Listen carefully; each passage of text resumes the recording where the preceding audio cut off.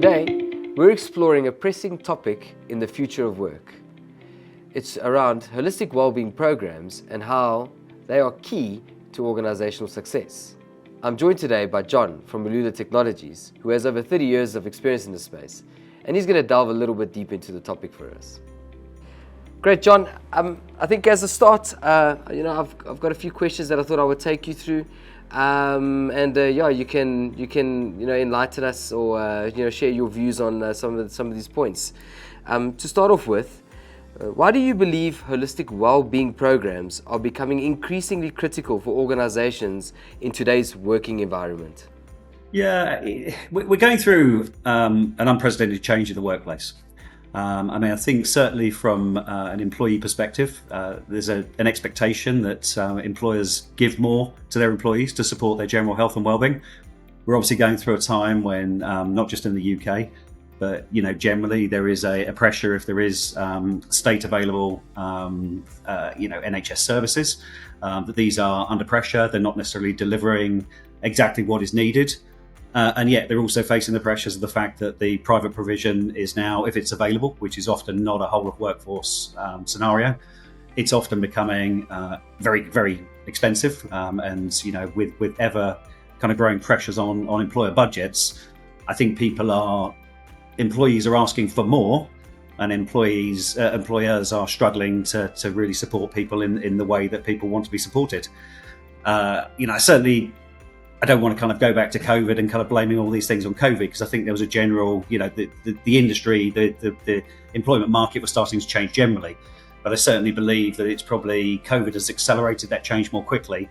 And ultimately, I think everyone is struggling to find the right solution to provide holistic wellbeing and health services to support their employees. Yet, clearly the backdrop of that is that all employers know that from an upside, a benefit in terms of improvement around absenteeism, presenteeism, productivity.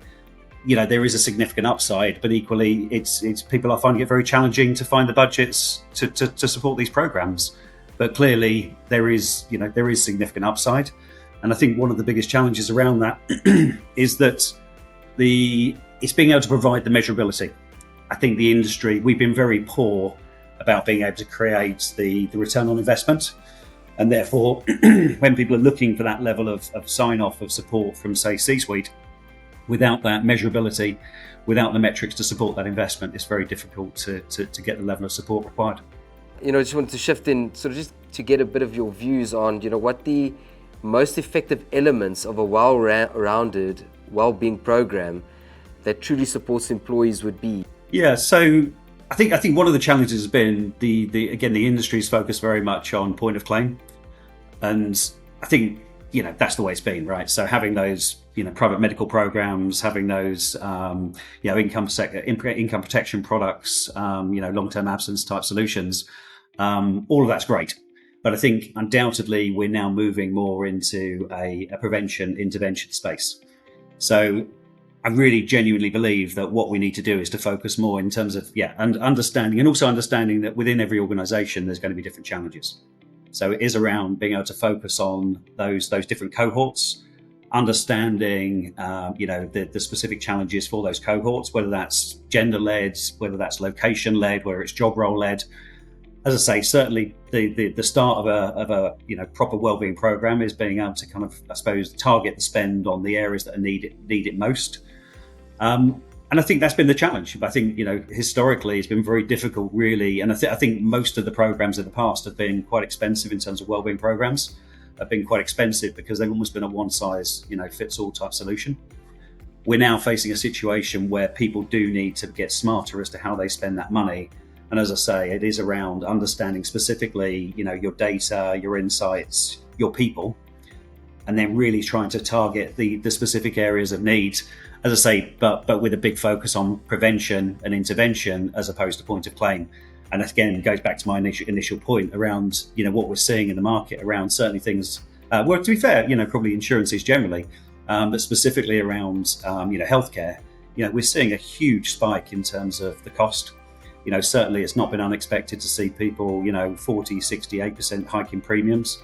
And that's kind of becoming an annual event now. That's not something that's going away quickly.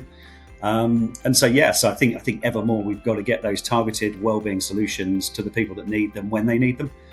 And again, I think part of that focus is we've just got to get a lot better at how do we use technology and how do we engage people with the right solutions at the right times.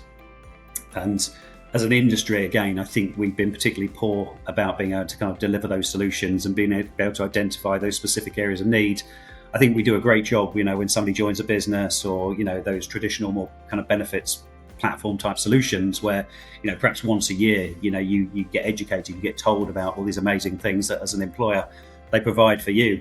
But these things get forgotten about. And I do think it is that tech enablement, that ongoing day-to-day, week in, week out engagement, which is critical to deliver a successful health and wellbeing program. Thanks, John. On that point about technology being an enabler, Alula plays a role in that space. Tell us a little bit about what Alula is doing at the moment. Yeah, so I guess ultimately what Alula is doing currently is around engaging the end user. So VivaScore is very much focused on being able to kind of create that ongoing touch point.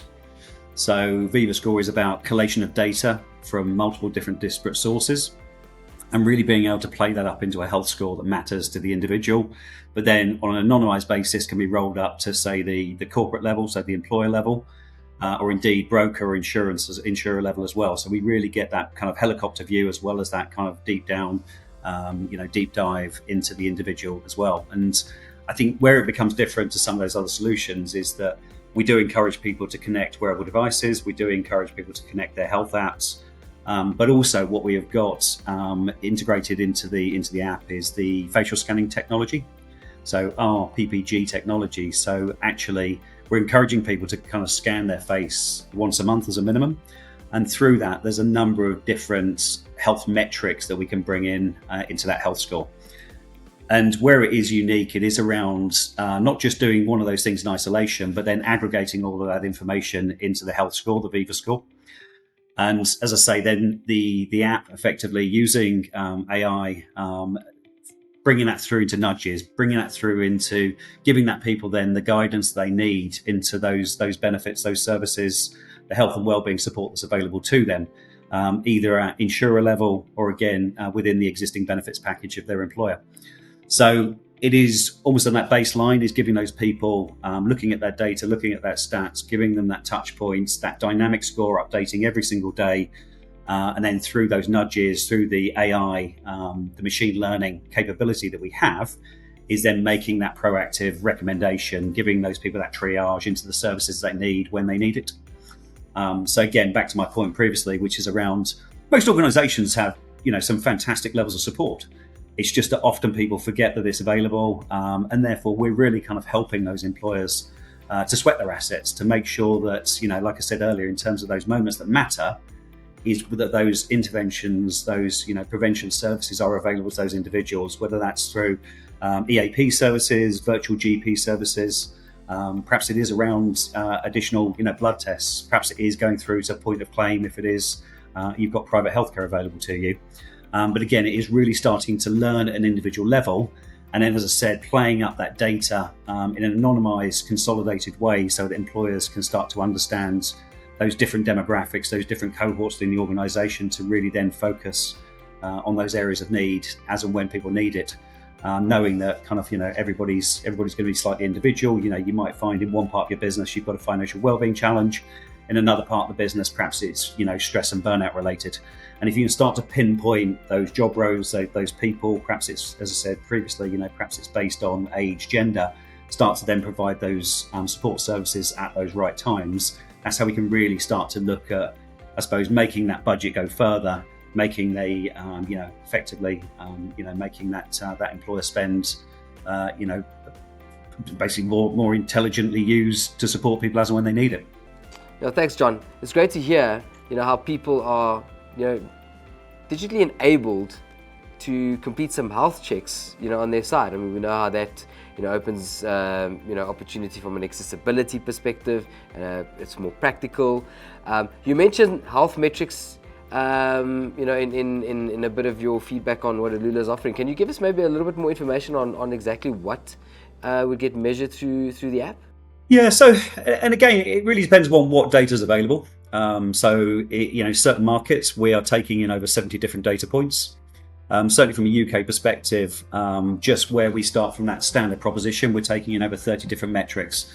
And some of those metrics range from the wearable device data that's available. I mean, look, we know now that a number of those wearable devices, they've moved on fantastically in recent years from being a glorified pedometer to something that actually is starting to measure and with some degree of accuracy now as well.